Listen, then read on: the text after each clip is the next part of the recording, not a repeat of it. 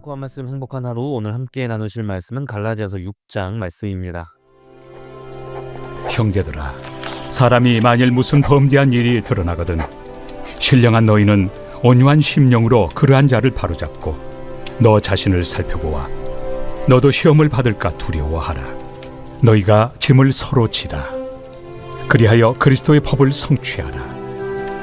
만일 누가 아무것도 되지 못하고 된 줄로 생각하면 스스로 속임이라.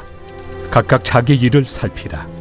그리하면 자랑할 것이 자기에게는 있어도 남에게는 있지 아니하리니 각각 자기의 짐을 질 것이라.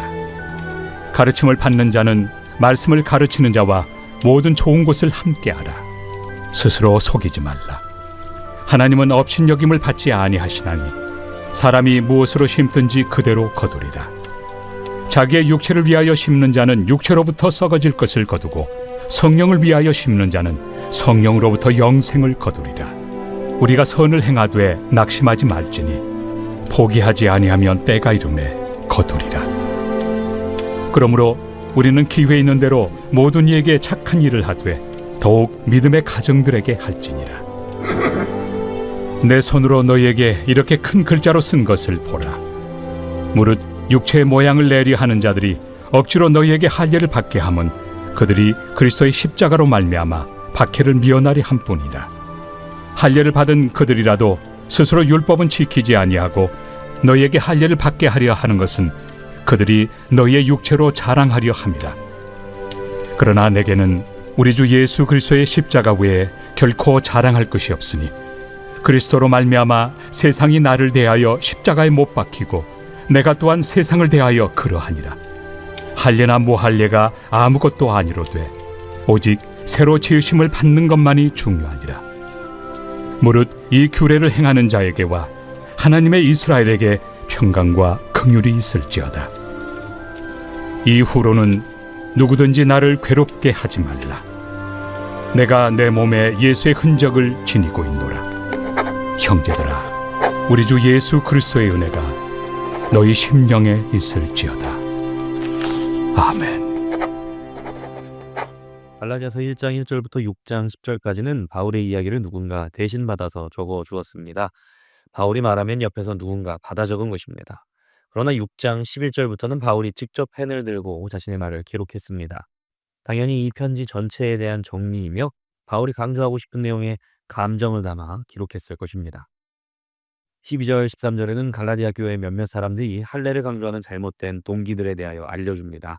그들은 유대주의자들의 핍박에 대한 두려움 때문에 그리고 사람들의 인정에 목말라 있었기 때문에 사람들에게 경건하게 보이기 위해 할례를 강조했을 뿐입니다.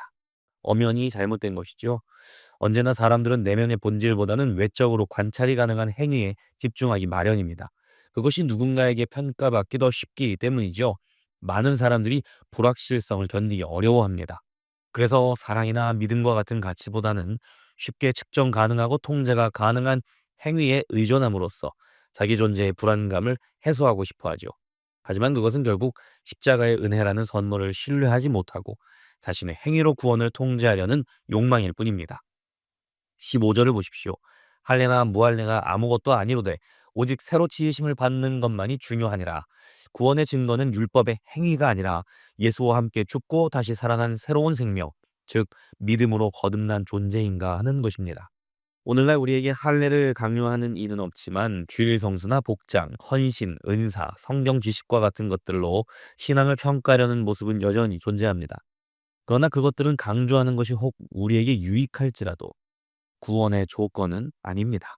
또 율법도 그렇습니다. 율법 그 자체에는 아무런 문제가 없고 오히려 유익하나 그것을 지키는 것이 우리 구원의 조건인 것처럼 오용될 때 그것은 그 어떤 죄보다 더 부패한 것이 되는 것이죠. 바울이 중요한 것은 무엇이라고 했습니까? 할례가 아니라 오직 새로 지으심을 받는 것이라고 했습니다. 이를 갈라디아서 5장에서는 그리스도 예수 안에서는 할례나 무할례나 효력이 없을 때 사랑으로서 역사하는 믿음뿐이니라 라고 하며 중요한 것은 할례가 아니라 사랑으로서 역사하는 믿음이라고 말한 바 있습니다. 새로 지으심을 받았다는 것은 곧 누가 거듭났는지 누가 하나님의 자녀인지를 말합니다. 그리고 그것을 알 수 있는 것은 율법을 잘 지키느냐가 아니라 믿음의 여부로 알 수 있는 것입니다. 거듭 강조하지만 우리에게 믿음이 있느냐가 가장 중요합니다. 이 믿음은 복음이 선포될 때의 성령의 역사와 말씀의 능력으로 우리에게 믿어지는 은혜로서 주어집니다. 그럼 이 믿음이 우리에게 있다는 것을 우리는 무엇으로 보증받을까요? 바로 우리에게 오신 성령님을 통해 보증받습니다. 성령님이 내 안에 계시고 내 안에서 역사하시는 것을 통해 보증받는 것입니다. 그 성령님의 일이란 우리가 하나님의 일을 기뻐하고 그 일을 시행하게 하시는 것입니다. 성령을 따르는 일이 쉽지는 않습니다. 그리고 그 일을 기뻐하는 것도 쉽지 않습니다. 그것은 마치 잘 사용하지 않아 연약한 근육을 능숙해지도록 단련시키는 것과 같기 때문입니다. 8절과 9절을 보십시오. 자기의 육체를 위하여 심는 자는 육체로부터 썩어질 것을 거두고 성령을 위하여 심는 자는 성령으로부터 영생을 거두리라. 우리가 선을 행하되 낙심하지 말지니 포기하지 아니하면 때가 이름에 거두리라. 우리가 성령을 따라 성령을 위하여 살아가는 것은 힘겨운 일입니다. 그렇기 때문에 바울은 낙심하지 말라, 포기하지 말라며 격려하는 것이죠. 그러한 삶은 때로 우리를 낙심하게 만들고 또 상당한 인내를 요구합니다. 인내는 성령의 열매이죠. 성령의 도우심이 없이는 할 수 없는 일이기 때문입니다. 그래서 바울은 나는 날마다 죽노라 고백했습니다. 날마다 자신의 죽음과 예수와 함께 부활했음을 믿음으로 고백한다는 의미입니다. 왜 그런 수고로운 일을 날마다 반복해야 했을까요? 우리의 거듭남은, 우리의 또 승리는, 우리의 거룩은 이미와 아직 사이에 있기 때문입니다. 때로는 실패하고 낙심도 하지만 성령과 동행하는 사람은 결국 하나님의 길로 기울어집니다. 믿음은 완벽함이 아니라 방향이기 때문입니다. 아직은 완벽하지 않을 것입니다. 그러나 성령을 따라 행하는 증거가 없는 곳에는 생명의 증거도 없습니다. 구원받은 사람, 믿음이 있는 사람, 성령을 따르는 사람들은 비틀거리고 흔들릴지는 몰라도 결국 하나님의 길을 추구합니다. 위태로워 보이고 때로는 미심쩍어 보이기까지 하지만 그들의 인생이 어느 한쪽으로 기울고 있는 것을 발견하게 됩니다. 그들은 결국 하나님의 편으로 기울게 되어 있습니다. 성령께서 우리를 끝까지 붙드시고 이끌어 가시기 때문입니다. 이쯤 되면 어려운 질문 하나가 떠오르기 마련인데요. 그렇다면 과연 어느 정도까지 순종해야 구원일까라는 질문입니다. 그러나 그것은 어리석은 질문이지요. 하나님은 우리가 얼마나 순종하는지가 아니라 우리가 누구인가를 보시기 때문입니다. 그렇기 때문에 우리의 질문은 나는 누구인가, 무엇을 사랑하며 무엇 안에서 자유와 기쁨을 누리는가가 되어야 합니다.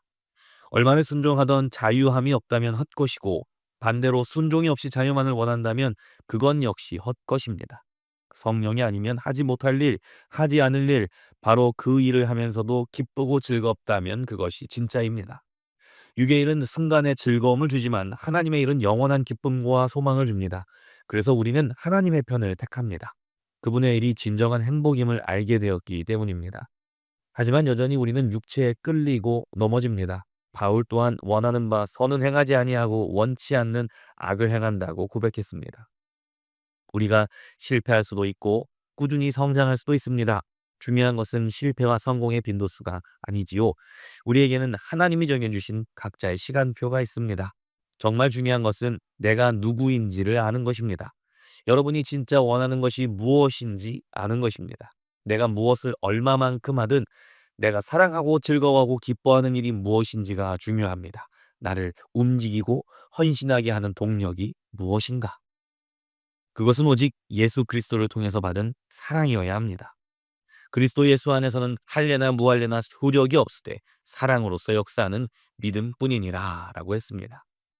여러분의 삶이 점차 어디로 기울고 있는지 정직하게 바라볼 수 있어야 합니다. 구원은 공로가 아닙니다. 헌신이나 순종도 공로가 아닙니다. 바울은 다시 강조합니다.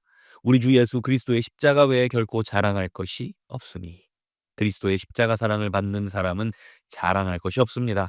사랑으로 역사하는 믿음으로 행하기 때문이죠. 여러분은 무슨 힘으로 신앙생활을 하고 계십니까? 사랑에서부터 나오는 힘과 믿음으로 기도하고 계십니까? 여러분의 헌신과 수고는 사랑으로부터 역사한 힘인가요?